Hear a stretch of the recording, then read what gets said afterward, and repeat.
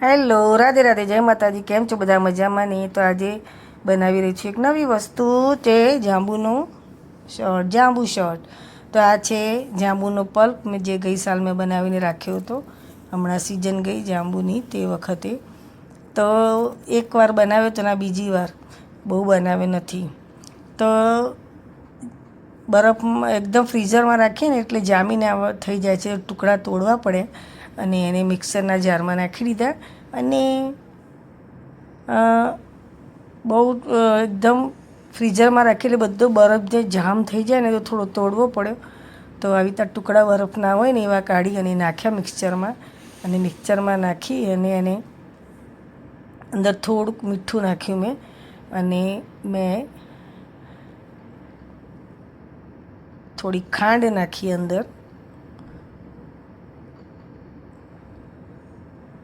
અને પછી એને કરી નાખ્યું ક્રશ.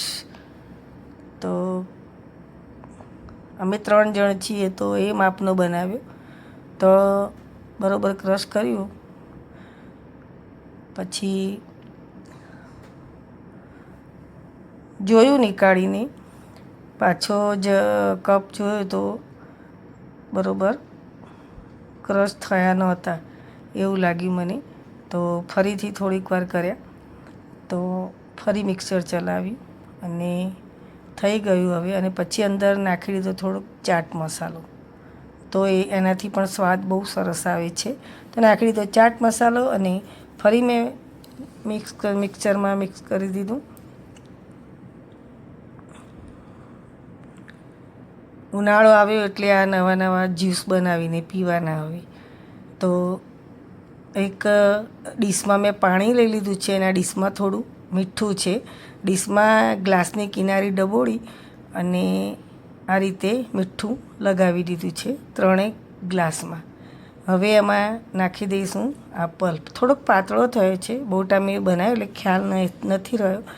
હવે એમાં પાણી એકદમ થોડું જ લેવાનું, તો શું એકદમ થીક હોય ને તો જ ભાવે.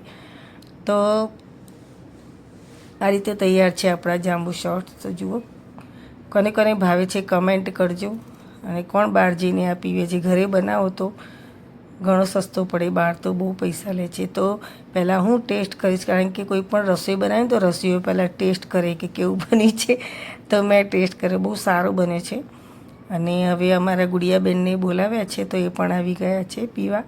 તો એ પણ હવે પી અને એમનું રિએક્શન બતાવશે કે કેવો બન્યો છે. તો એમણે પણ પીધો છે અને હા, એમના તરફથી પણ ઓકે આવ્યું છે. અને હવે આવ્યા છે અમારા હસબન્ડજી, તો હવે એમનો વારો છે કે ઓકે છે. તો એમણે પણ પી જોયો, બનાવ્યો તો એકવાર પણ બહુ ટાઈમ થઈ ગયો. તો એમણે પણ ટેસ્ટ કર્યો તો કે સરસ બને છે. તો આવી રીતે ઉનાળામાં અલગ અલગ જ્યુસ બનાવીને પીતા રહેવું. કમેન્ટ કરજો.